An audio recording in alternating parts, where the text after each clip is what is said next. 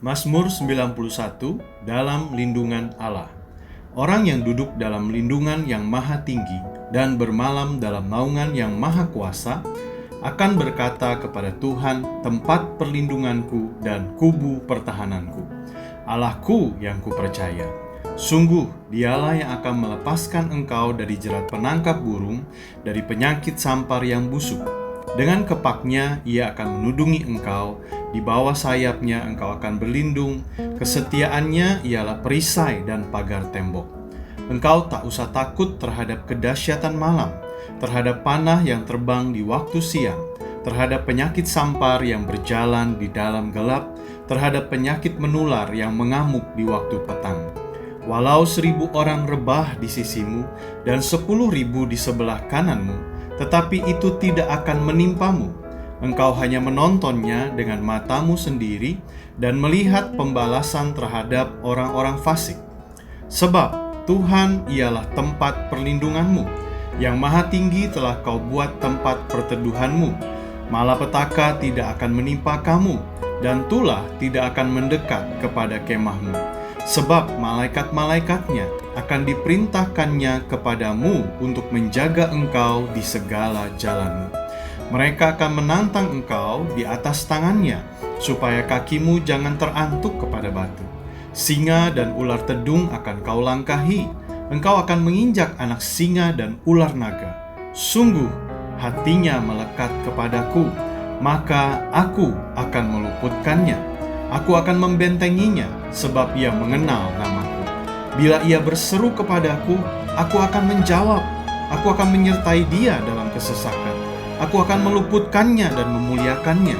Dengan panjang umur akan kukenyangkan dia, dan akan kuperlihatkan kepadanya keselamatan daripadaku.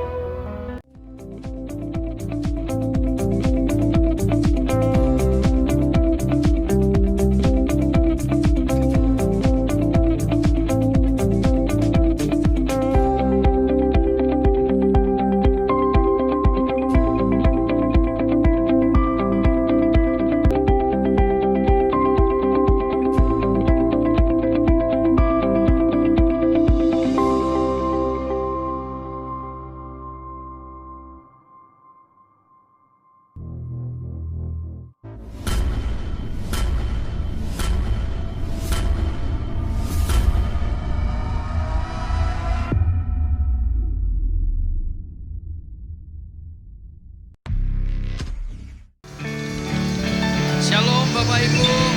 Wow, senang sekali bisa bertemu Anda kembali. Luar biasa. Kita tahu bersama dengan Tuhan kita bisa berjalan, kita bisa mencapai tujuan daripada apa yang kita mau. Tak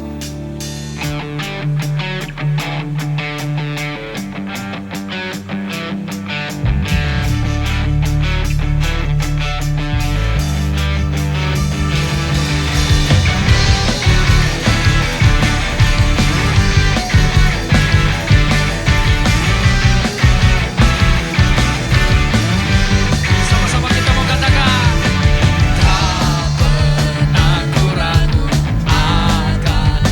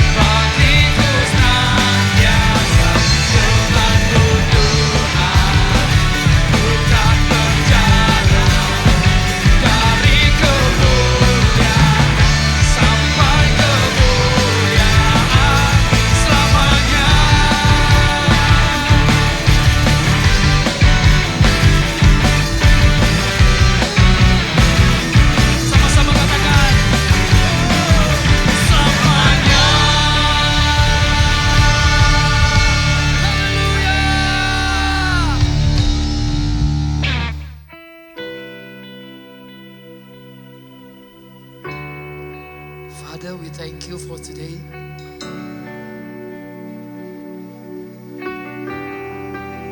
I need you in our life, every part in our life, Jesus. Kami bersyukur Tuhan, ada di dalam Engkau.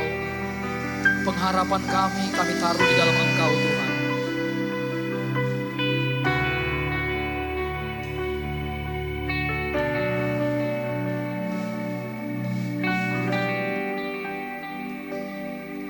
I set my eyes upon your feet, oh Jesus. I set my heart responding to your love. I guess my fear and surrender all to you, Lord. Here I worship you.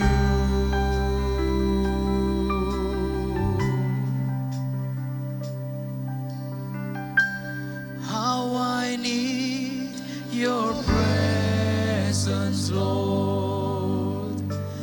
How I need your presence, Lord. Spirit of hope, draw me closer to you, Lord. Spirit of life, flowing into my heart as I worship you.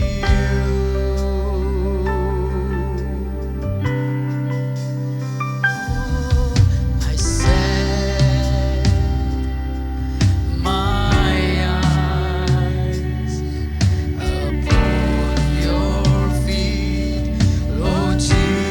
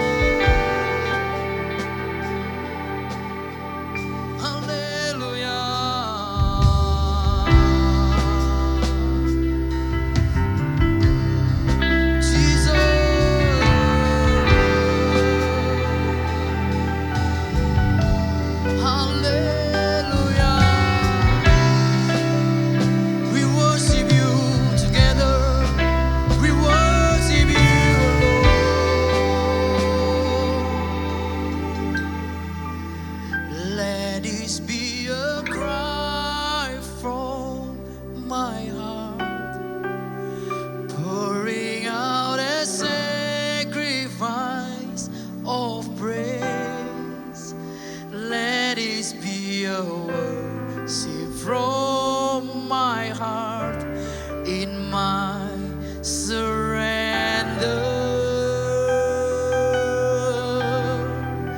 Let this be a sweet song to you.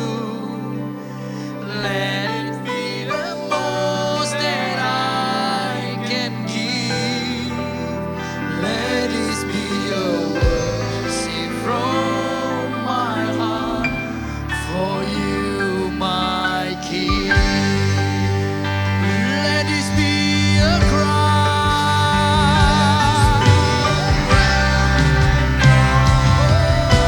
from my heart.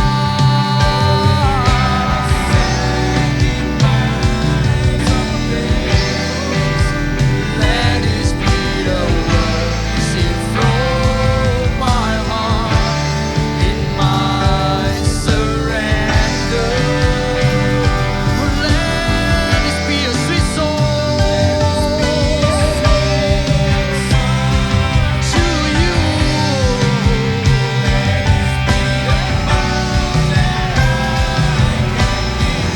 Let this be.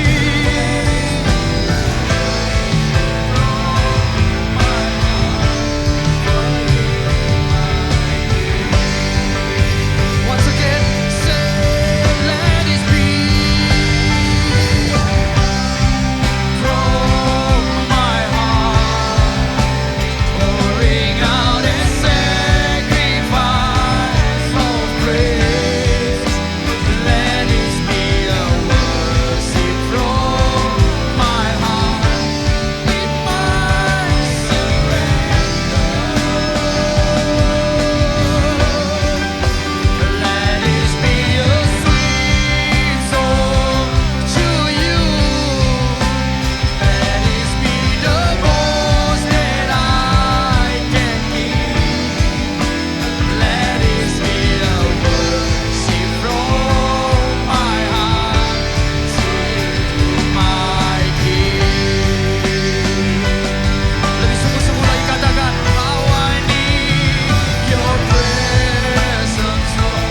How I need your presence. Oh, Spirit of love, draw me closer to you. Spirit of life,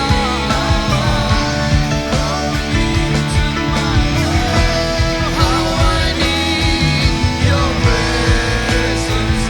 Oh, how I need your presence. Oh, Spirit of love, draw me closer to you, Lord. Spirit of life, flowing into Spirit of hope. Spirit of hope, draw me closer to Spirit of life, flowing into my heart as I worship you. Oh, as I worship you, Lord. Hallelujah.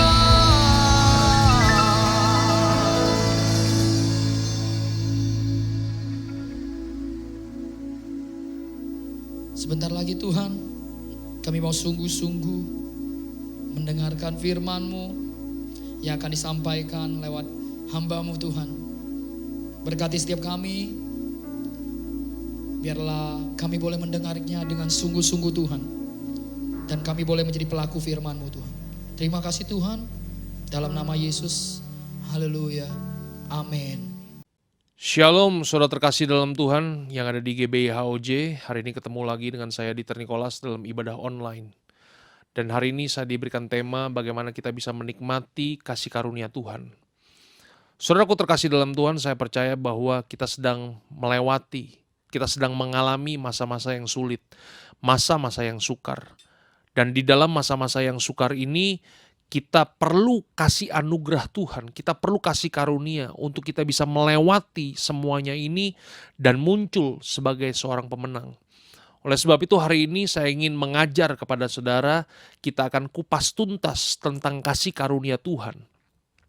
Saudaraku terkasih dalam Tuhan, saya percaya bahwa kekristenan itu berbeda dengan semua agama lainnya di dunia ini. Apa sih yang membuat kekristenan begitu berbeda dari semua agama yang ada di dalam dunia ini? Karena begini, karena kekristenan itu tidak pernah dimulai dari perbuatan manusia. Kekristenan itu tidak pernah dimulai dari usaha manusia. Kekristenan itu dimulai dari kasih karunia yang Tuhan berikan dalam kehidupan setiap kita. Karena sebaik apapun perbuatan baik kita, sehebat apapun usaha yang dilakukan oleh setiap kita, maka usaha dan perbuatan baik kita tidak akan pernah bisa mencapai Tuhan. Oleh sebab itu kita perlu yang namanya kasih karunia. Makanya Alkitab berkata di dalam Yohanes 3 ayat yang ke-16 dikatakan seperti ini. Karena begitu besar kasih Allah akan dunia ini, sehingga ia memberikan anaknya yang tunggal. Saudaraku terkasih dalam Tuhan, Tuhan begitu mencintai saudara dan saya. Tuhan begitu mengasihi saudara dan saya. Makanya dia berikan anaknya yang tunggal. Nah, apakah yang dimaksud dengan Allah memberikan anaknya yang tunggal? Ada begitu banyak orang dari agama lain salah paham dengan ayat ini. Mereka berpikir bahwa, Tuhan kok bisa beranak?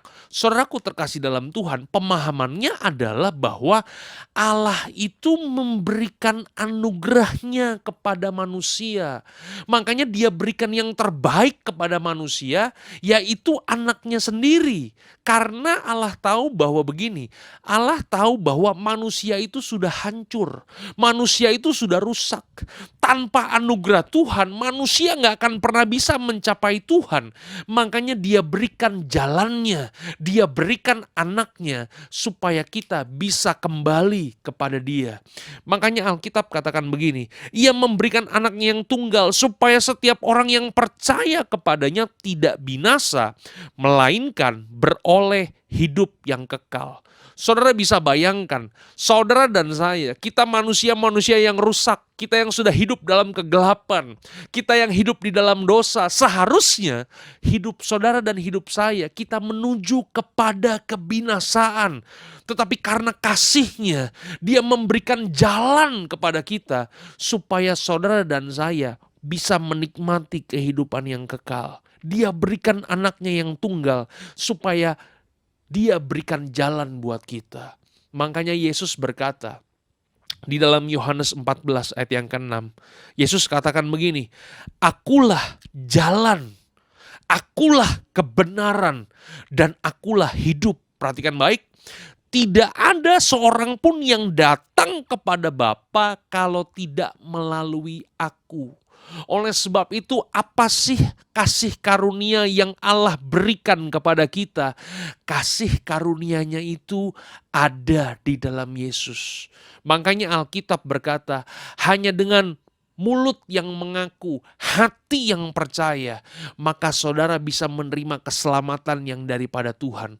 Saudaraku terkasih dalam Tuhan, inilah hebatnya kekristenan. Kekristenan tidak pernah dimulai dengan perbuatan dan usaha kita. Kekristenan selalu dimulai dari kasih karunia yang Tuhan berikan dalam kehidupan setiap kita. Saya bisa menerima kehidupan yang kekal. Saya bisa menerima keselamatan bukan karena saya orang baik. Saudara perhatikan wajah saya. Saya dulu bukan orang yang baik, Bapak Ibu. Saya ini orang yang jahat banget. Tetapi kenapa hari ini saya bisa menikmati kehidupan di dalam Tuhan? Kenapa saya bisa hidup di dalam berkat-berkat Tuhan? Bukan karena usaha dan perbuatan saya, tetapi karena kasih karunia yang Tuhan berikan dalam kehidupan saya. Oleh sebab itu saya nggak akan tukar kekristenan dengan apapun juga yang ada di dalam dunia ini. Saya nggak akan pernah tukar kekristenan dengan agama yang lain. Karena apa? Karena saya tahu bahwa kekristenan begitu hebat. Kekristenan begitu luar biasa. Karena kekristenan tidak pernah dimulai dari saya. Kekristenan dimulai dari Tuhan yang berikan kepada setiap kita. Saudaraku terkasih dalam Tuhan, saya bisa ada. Saya bisa berdiri. Saya bisa hidup. Saya bisa melayani. Saya bisa jadi seorang bapa. Saya bisa jadi seorang suami. karena anugerah yang Tuhan berikan dalam kehidupan saya. Saudara bisa kaya, saudara bisa sukses, saudara bisa punya segalanya, saudara bisa punya jabatan yang tinggi. Tapi saya mau kasih tahu, tanpa kasih karunia, semua yang kita miliki nothing, Bapak Ibu. Oleh sebab itu hari ini kita mau belajar apa yang dimaksud dengan kasih karunia. Kita akan mulai dengan definisi, Bapak Ibu. Kenapa harus kita mulai dengan definisi? Karena definisi yang salah bisa mengakibatkan konsep yang salah. Konsep yang salah akan mengakibatkan tindakan yang salah. Makanya definisi yang benar akan membawa kita membuahkan tindakan yang benar dalam kehidupan setiap kita. Apakah yang dimaksud dengan kasih karunia? Saya akan mulai dengan 3 definisi, Bapak Ibu. Ya, definisi yang pertama adalah kasih karunia adalah kasih dan kebaikan yang Tuhan berikan kepada manusia yang sebenarnya tidak layak untuk kita terima. Itulah kasih karunia. Karena yang layak untuk kita terima, itu namanya bukan kasih karunia, itu namanya upah. Dan Tuhan tidak pernah memberikan upah kepada kita. Saudara bisa membedakan ya, antara upah dengan kasih karunia. Upah itu artinya begini, kalau saudara bekerja di sebuah kantor, saudara melakukan sesuatu untuk kantor saudara. Saudara udah bekerja setengah mati untuk kantor saudara. Kemudian tiap tanggal 25, saudara dapatkan sesuatu. Saudara dikirimin uang dari kantor saudara. Itu namanya upah atau gaji. Dan saya cuma mau kasih tahu begini, bahwa itu saudara berhak untuk mendapatkannya. Kenapa saudara berhak? Kenapa saudara layak? Karena saudara sudah melakukan sesuatu. Saudara sudah bekerja buat kantor saudara. Tapi kasih karunia berbeda. Kasih karunia itu begini, saudara gak bikin apa-apa buat kantor saudara. Saudara gak kerjain apa-apa buat kantor saudara. Tetapi tanggal 25, saudara ditransferkan sesuatu ke rekening saudara. Itu namanya apa?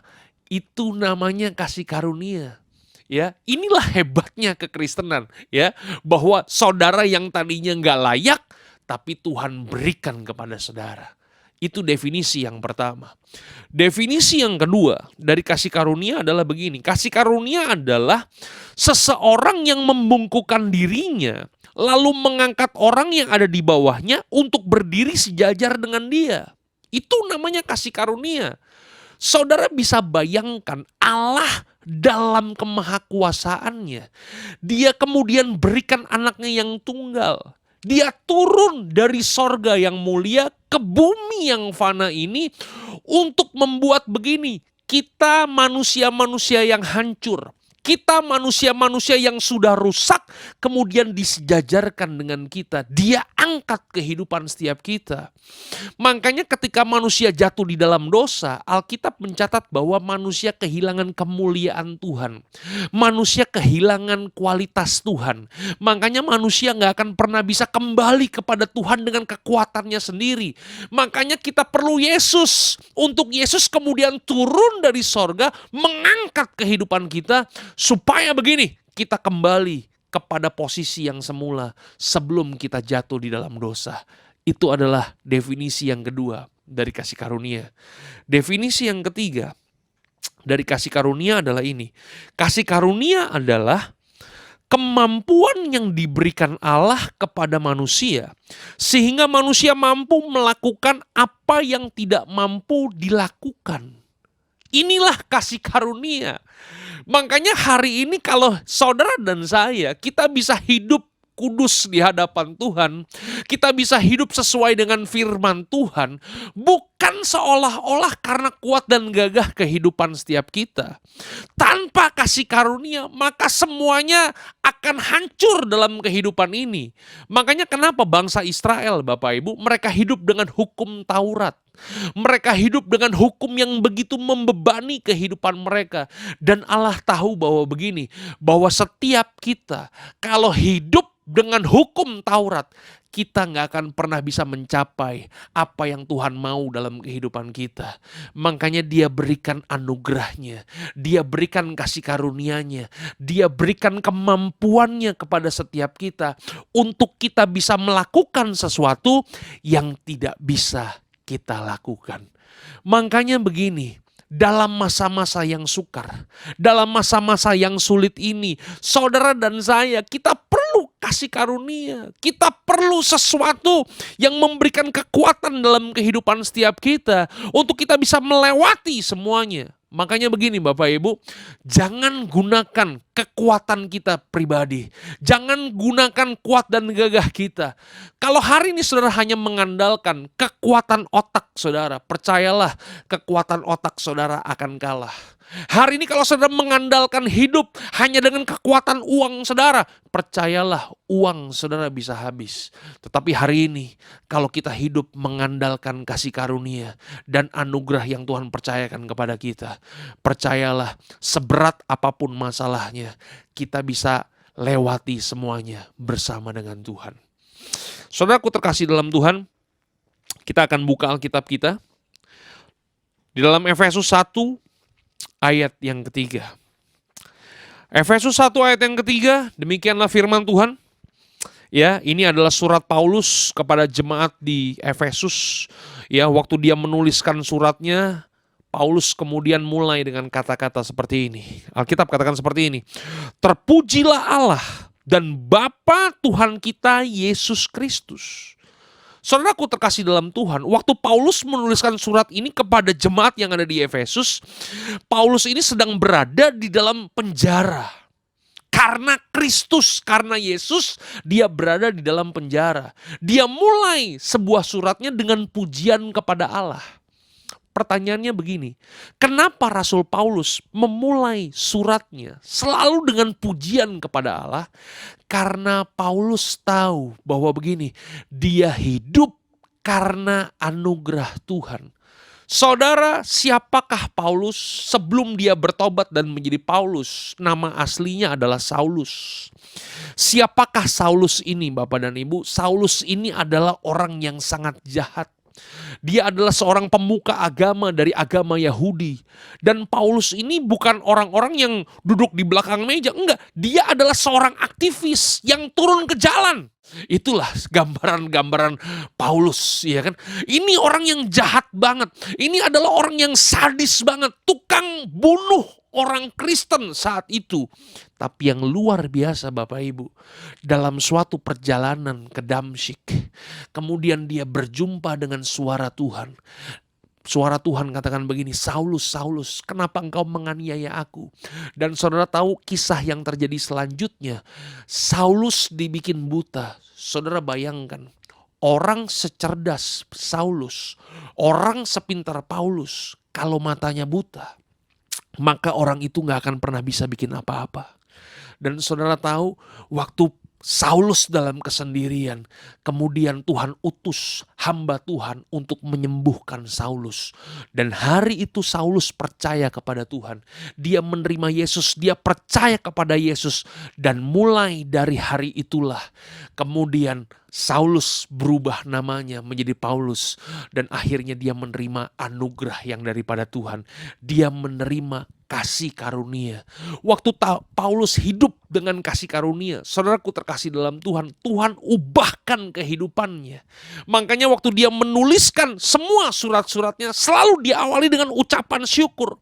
Sama seperti suratnya kepada di Efesus ini, dia katakan terpujilah Allah, Bapa Tuhan kita Yesus Kristus. Perhatikan baik statementnya Bapak Ibu.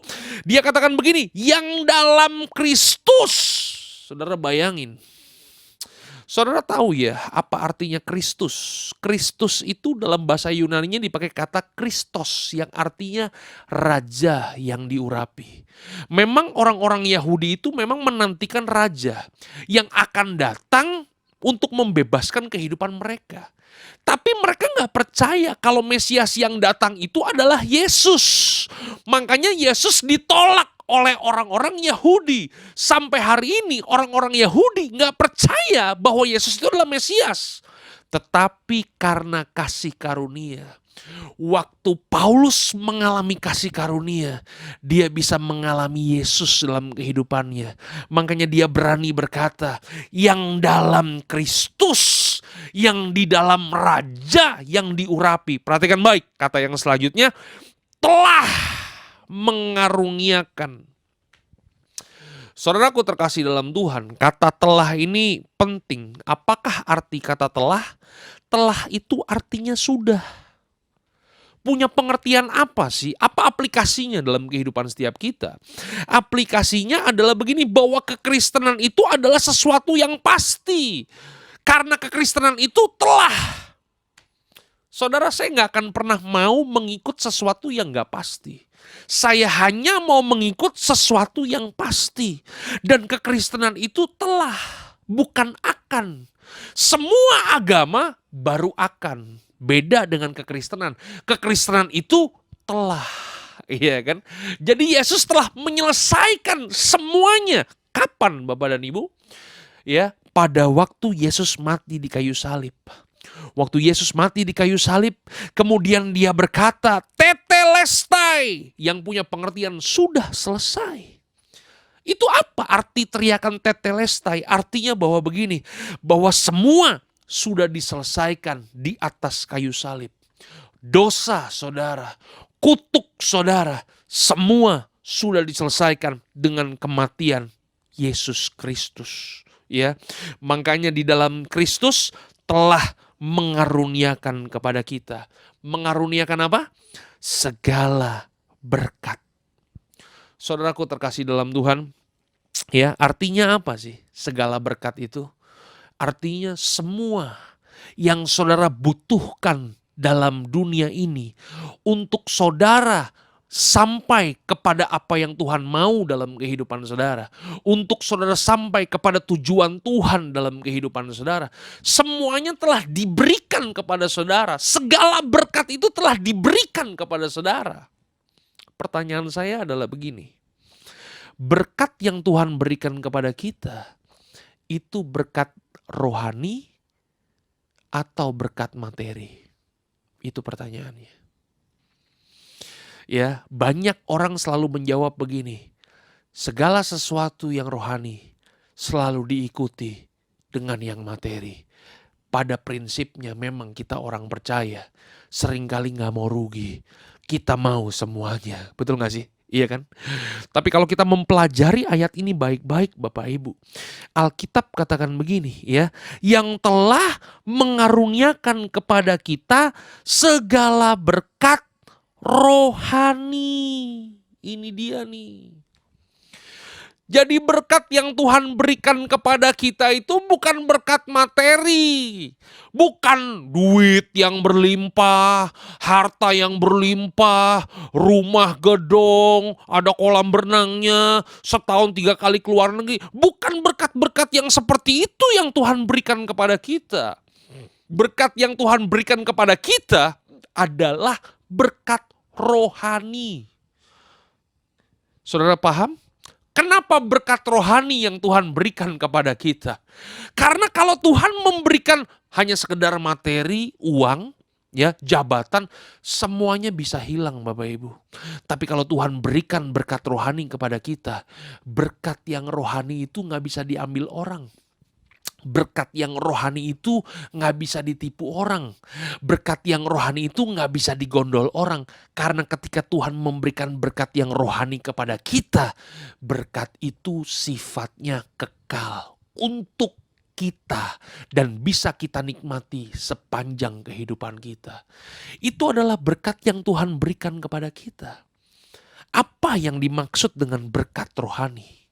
Artinya begini, saudara tahu ya arti kata rohani ya? Arti kata rohani itu apa? Rohani, iya kan? Makhluk roh. Makhluknya ada nggak? Ada. Tapi apakah kelihatan? Nggak kelihatan. Dunia roh. Dunianya ada nggak? Ada. Tapi apakah kelihatan? Tidak kelihatan. Itu dia arti kata rohani. Berkatnya itu telah dicurahkan kepada saudara.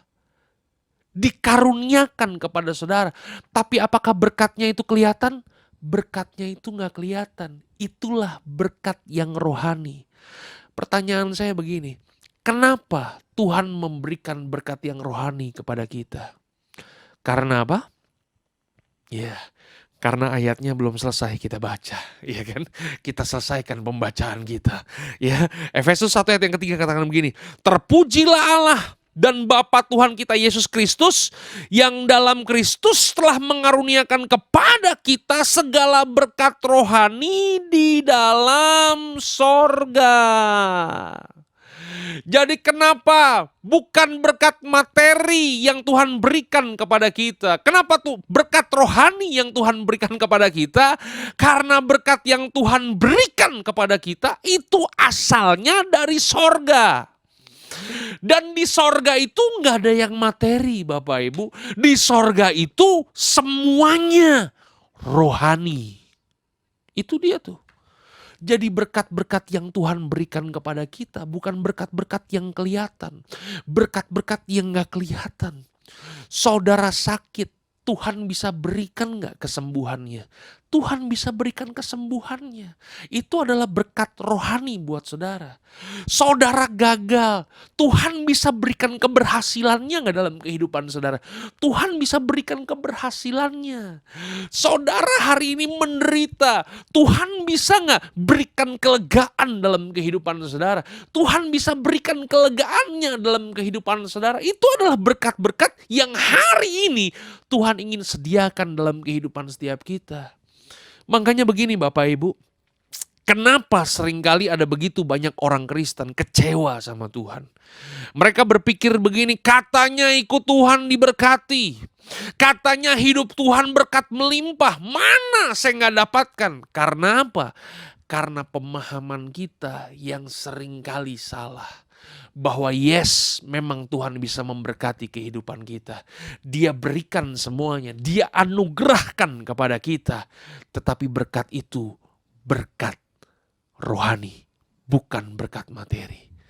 Nah, saudaraku terkasih dalam Tuhan, pertanyaan saya begini, bagaimana caranya kita bisa menangkap semua berkat-berkat rohani yang Tuhan telah anugerahkan kepada kita supaya kita bisa alami dalam kehidupan? Bagaimana caranya? Saudara tahu ya ada TV kabel ya. Saudara pernah nonton TV kabel? Kalau saudara nonton TV kabel, ya, saudara percaya nggak bahwa ketika saudara keluar ruangan itu ada begitu banyak gelombang siaran di ruangan ini, Bapak Ibu? Ya kan? Ya, saudara tinggal ya kalau saudara punya TV kabel, saudara mau nonton apa aja ada di TV kabel. Saudara mau nonton olahraga ada ESPN. Saudara mau nonton film ada, semuanya film ada di HBO. Apapun saudara bisa nikmati, betul gak sih? Tapi yang paling penting kan begini, waktu saudara nonton dan saudara lihat keluar, saudara bisa lihat gak gelombang siarannya? Saudara gak bisa lihat gelombang siarannya. Kenapa? Karena begini, karena saudara membutuhkan receiver dari televisi kabel saudara itu, ya. Waktu saudara punya receiver dan receiver ini menangkap gelombang-gelombang siaran, baru saudara bisa nikmati di televisi saudara.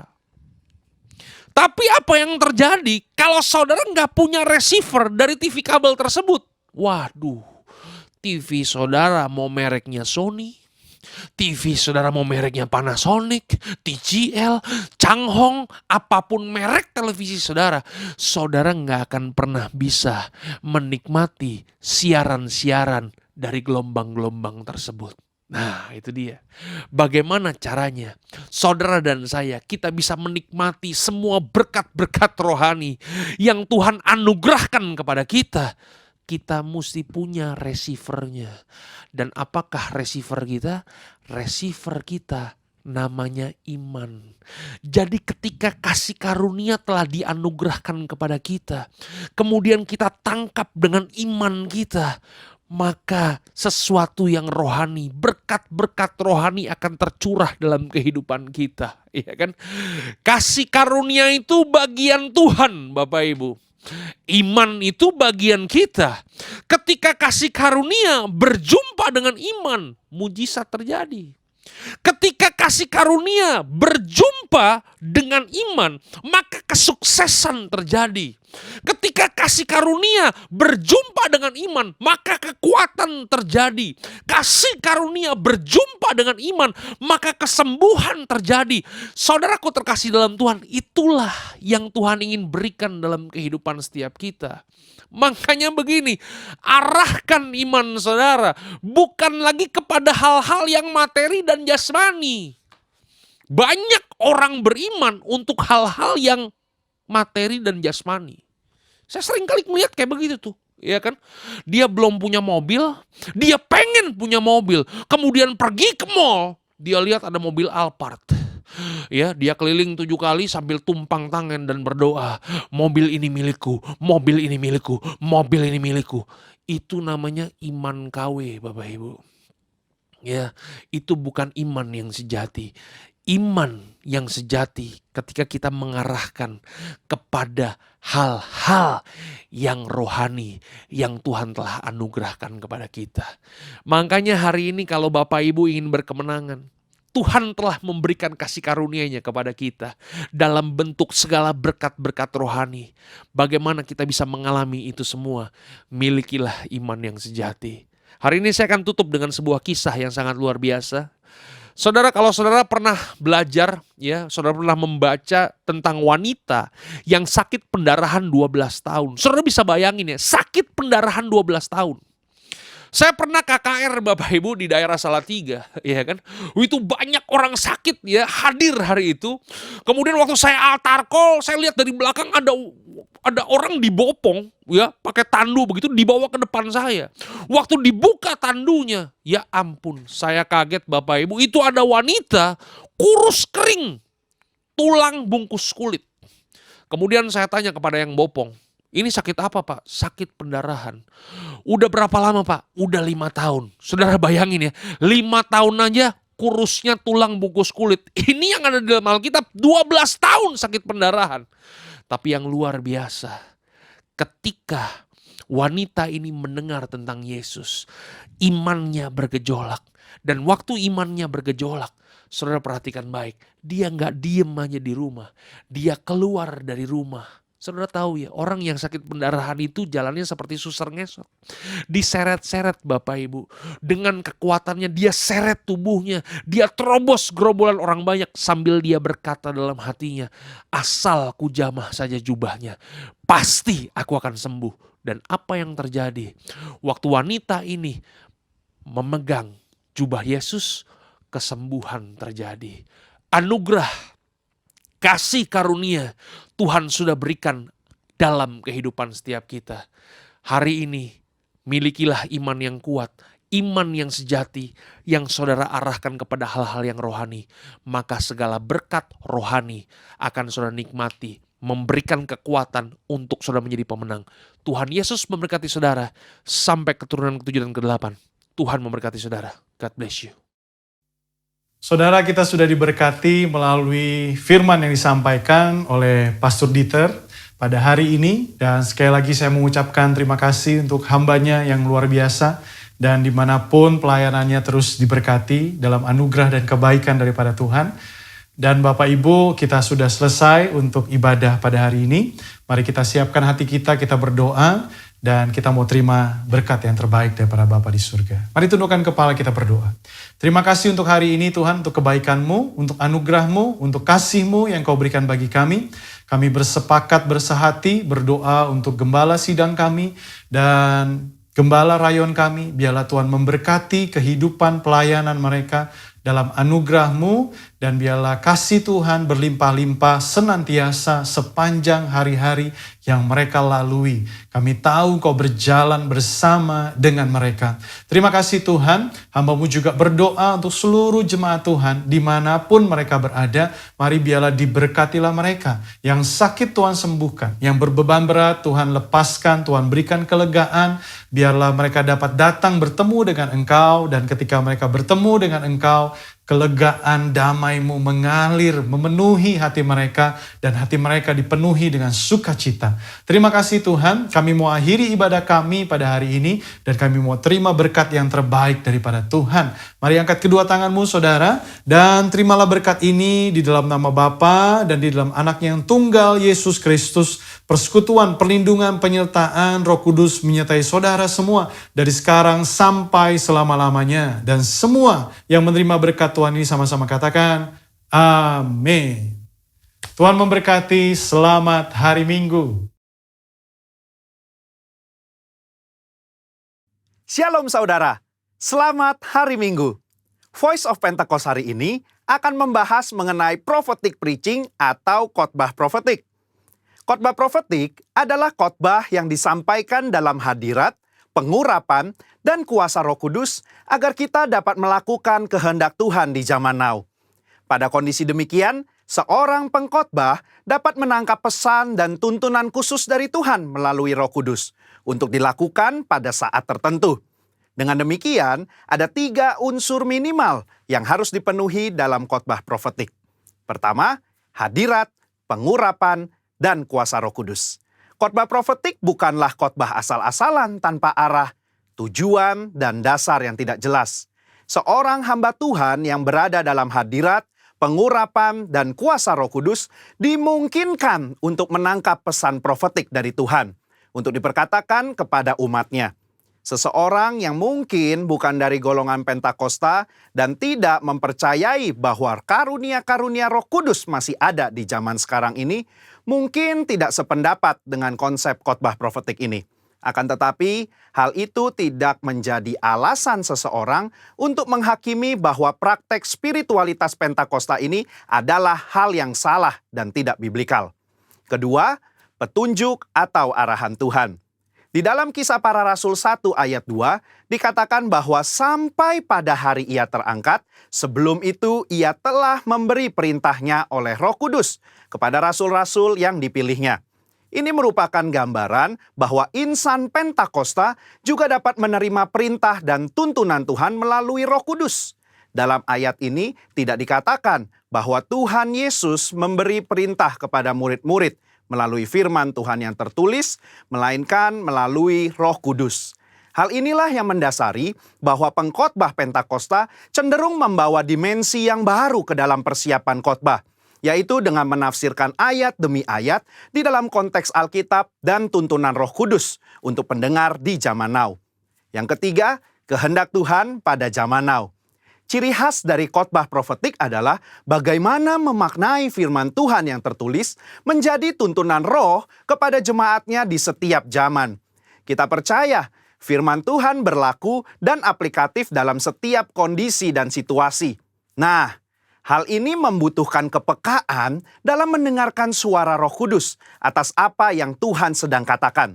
Sebagai contoh, di dalam 2 Samuel 5 ayat 17-25, Daud sedang berperang dengan orang Filistin. Sebelum Daud maju berperang, dia bertanya kepada Tuhan untuk strateginya. Dan Tuhan menjawab, majulah. Maka Daud maju dan memukul kalah di tahap pertama. Lalu beberapa ayat setelahnya, orang Filistin mau melawan lagi. Dan apa kata Tuhan? Sekarang kata Tuhan, bukan majulah, melainkan janganlah maju, tetapi buatlah gerakan lingkaran sampai ke belakang mereka. Inilah yang dikatakan orang Pentakosta ketika kita menekankan khotbah profetik yang mengikuti tuntunan roh. Kalau Daud tidak bertanya dan mendengarkan Tuhan pada serangan yang kedua, bisa jadi dia kalah karena berasumsi strategi Tuhan sama dengan yang pertama. Umat Tuhan di zaman now juga harus peka dan dengar-dengaran dengan suara roh, apa yang menjadi tuntunannya hari demi hari dan minggu demi minggu. Sehubungan dengan pembahasan ketiga unsur khotbah profetik di atas, maka pesan Tuhan dalam khotbah profetik terkait menengking badai dan masuk dalam persembunyian bukanlah sebuah inkonsistensi maupun khotbah plin-plan yang membuat jemaat bingung, melainkan pesan Tuhan yang progresif terkait dengan apa yang menjadi kehendak Tuhan yang harus disampaikan kepada jemaat untuk dilakukan. Alkitab juga memberikan contoh yang sangat kuat tentang khotbah profetik, di mana para rasul mencari solusi atas sebuah masalah dengan tuntunan Roh Kudus, firman Tuhan, dan komunitas orang percaya saat itu. Di dalam Kisah Para Rasul 15, di sana sedang terjadi masalah di gereja mula-mula, di mana orang non-Yahudi diminta untuk disunat dan mengikuti hukum Musa. Apa yang para pemimpin lakukan di dalam memutuskan hal tersebut? Kisah Para Rasul 15 ayat 15-17, Yakobus mengutip firman Tuhan dari Amos dan dia menafsirkan ayat tersebut menurut konteks pada zaman itu dengan menyederhanakan ratusan hukum Taurat menjadi beberapa hal saja, yaitu tidak boleh makan makanan yang dipersembahkan kepada berhala, jauh dari percabulan dan daging binatang yang mati dicekik, dan dari darah. Ketika mereka mengirim keputusan itu kepada gereja-gereja, itu adalah keputusan Roh Kudus dan keputusan kami. Ini adalah contoh nyata dari khotbah profetik yang menjawab masalah. Yakobus mengutip firman Tuhan dari kitab Amos dan bersama komunitas yang dipenuhi Roh Kudus menafsirkan dan memberikan pesan profetik untuk gereja mula-mula di zaman itu. Hal inilah yang mendasari bagaimana seorang pengkhotbah yang dipenuhi Roh Kudus harus bisa memberikan tuntunan kepada jemaat sesuai dengan kebenaran firman Tuhan pada zaman now.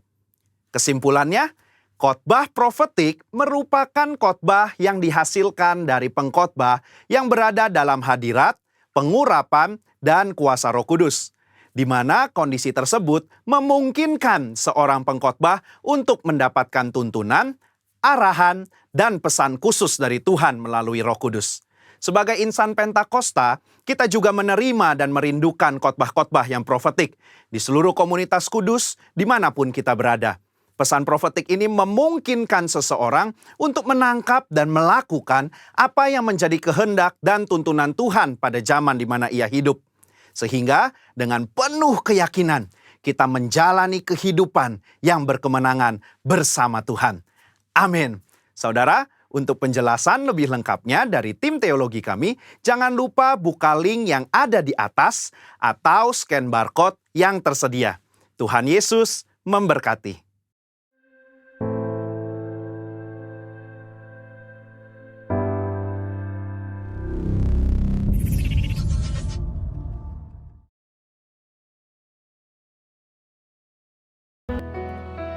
Apa yang dimaksud dengan Pentakosta ketiga? Pentakosta ketiga adalah pencurahan Roh Kudus yang dahsyat di zaman sekarang melebihi yang terjadi di Azusa Street.